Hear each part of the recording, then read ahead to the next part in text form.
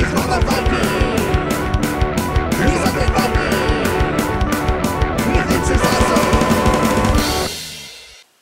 everybody, it's me, Undead Viking. I want to take some time out of your day to tell you quickly about this game. It's called Queen of the Hill. Queen of the Hill is a card game. It comes with one giant deck of 105 cards, and it is a press your luck game. On each turn, you'll be drawing cards from the deck and then deciding what you want to do with that card, whether you want to use it towards points for that turn or if you want to save it for use at a later turn. And then each person will take one turn and they'll try to get as many points as they possibly can. Whoever gets the most points will win that round. Normally it's like whoever wins 2 rounds wins the game, but you can play up to 3 or 4 or 5 rounds. It's completely up to you. Let me show you how to play the game. As far as it shouldn't take very long at all. It is very, very straightforward, but then we'll come back here, as I always do, and we'll talk a little bit more about what I dig about the game. Alright, so here is how to play Queen of the Hill. Alright, let's show you how to play Queen of the Hill. This is not going to take a long time because this game is relatively simple, but it is very tricky and you have some very difficult decisions to make, as with any really good press your luck game. So there is a giant deck of cards here. It is 105 cards. The whole point of the game is you're trying to get the most points in cards you put face down in front of you in a vertical manner like this. And each person gets a turn. Whoever ends up with the most points will win that round. And the person who wins 2 rounds will win the game. You also have the option of placing a card instead of vertically, horizontally, and which means that you're putting that one basically in reserve, and it's called recruiting it, that you'll use on the next round, that you'll have that card in your hand for some extra special powers. Now the trick is that if you draw what's called a Dark One card, your turn is over. You wipe your slate clean. There's no way you can win that particular round.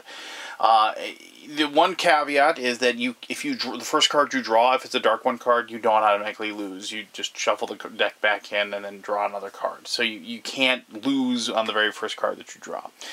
But so basically what happens is his person will draw a card. They'll look at it in secret and they'll decide if they're going to put it vertically like this, meaning they're going to put it towards their point total to see who wins the round, or they're going to put it horizontally like this.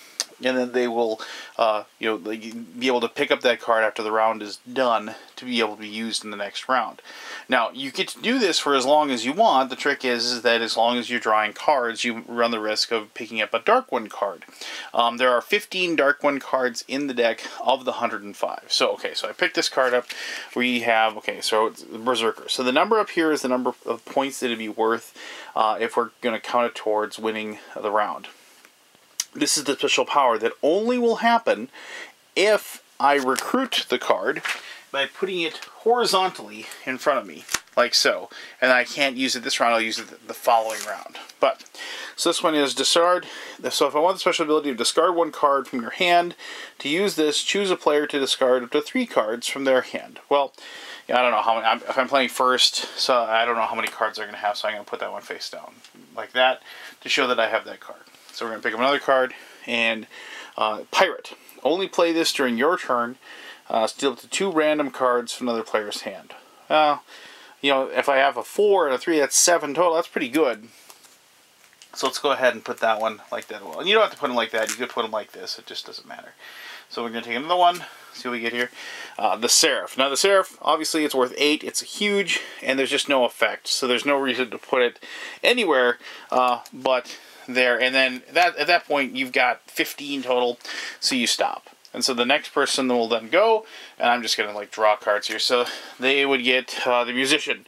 During a tally phase, choose a card to have its points increased by its original amount written. That's pretty good. Maybe you'd want to save that. So the player over here would take and put that down. They're going to collect that card. And so the next card they get is a Techie, worth 2. Well, this isn't very good. It's only worth 2. Before cards are revealed, remove 1 card of your choice from any play area. So that's before see who wins. So you can pick a card and have it removed. But let's get some points going. So we'll do that. The next card, Dragon Rider. Before cards are revealed, all opponents must discard 1 random card from their play area. Pretty good power, but it's worth 5. So, you know, we're going to keep that because we want to, you know, this person's got 3. We don't know how many they have. Let's draw another card, and a pirate. Only play this during your turn. Steal up to 2 random cards from another player's hand. So, that's a pretty good card. So, let's you know, maybe we can keep that one going like that. So, but we're going to have to probably draw one more, at least. So, we draw a card, and, oh, well, we got a dark one.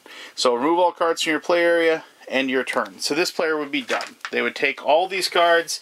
They're going to keep them face down so people can't see them. And they're going to take them and they're just going to put them in the discard. Now, if you should ever run out of cards, you would shuffle the discard and then, you know, start it over. And so the play continues like that until everybody's had a turn. And then you then reveal the cards. And then, you know, plus, like, if this isn't the first round of the game, they'd be playing their cards when the cards tell them to, you know, as far as the ones that they have in their hand, and they go from there. I just want to show you some of the other cards that maybe you didn't get to see here. The Troll, it's worth 1. When another player ends their turn, force them to draw 3 cards. Pretty nasty. Let's see here. The Succubus. Before cards are revealed, choose one of yours and one from another player. Reveal both cards. If your card is of higher value, you take that player's card. Pretty cool, huh? And, oh, here, I wanted to show you one of these. Like the Ruby Heels. These don't have any ability like that. So they're just like a card that, you know, really can only be recruited. To discard a dark one, you draw without effect. However, to bluff, you could put that like this to show that, you know, you've got another card. And when you have a lot of cards in front of you like that, you're going to force other people to think that you've got a really good hand. And they're going to, like, keep drawing cards and possibly bust out as well. So that's something you can do as far as that goes. And obviously, when you turn it over, you know, it isn't going to be worth any points. But you can use it to kind of fool somebody. I'm just going to show you one more. Here's Kunoichi. I probably mispronounced that. But 2, during your tally phase, add 4 to your total points.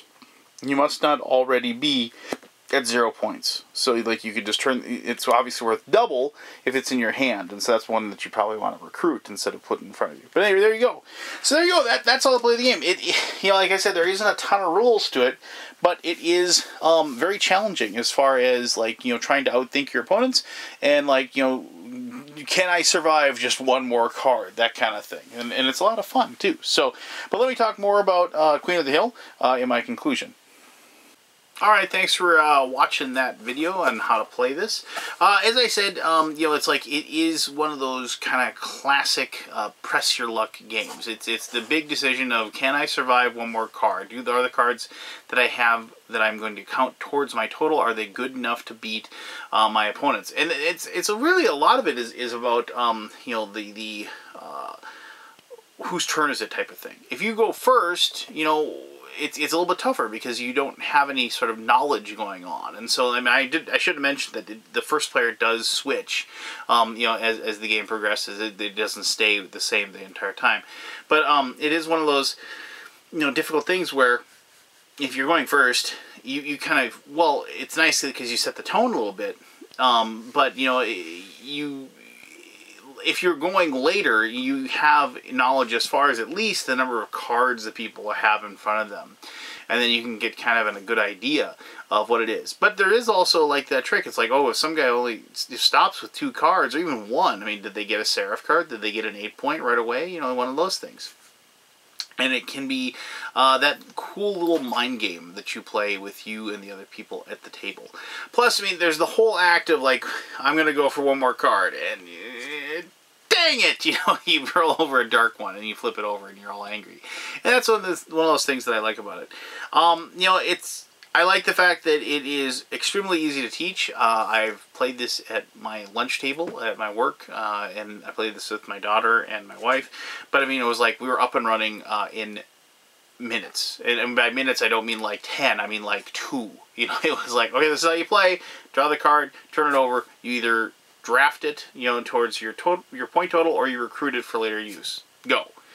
And then, you know, people just kind of explore the game and enjoy it. And this is definitely a game that once the exploration is done, it still remains a lot of fun because of the fact that, you know, it is kind of, I mean, love letter-esque, if you will. I know that might be, in some people's minds, kind of a naughty word, if you will. But, I mean, love letter is still a pretty quality game. And this is of that kind of genre of game where it's just like very minimalist rules, but really, really deep enjoyable gameplay. And this is one of those games that it lasts like 10, maybe 15 minutes, but as soon as you're done, you want to play it again, and then you want to play it again, and then you want to play it again, and so forth. So go ahead and check it out. If you are a fan of Push Your Luck games, I really, really strongly suggest that. I'm a big fan of Push Your Luck games. I mean, Can't Stop is like one of my all-time favorites. So check it out, and if you have any questions about the game, by all means, post away, and I'll answer those to the best of my ability.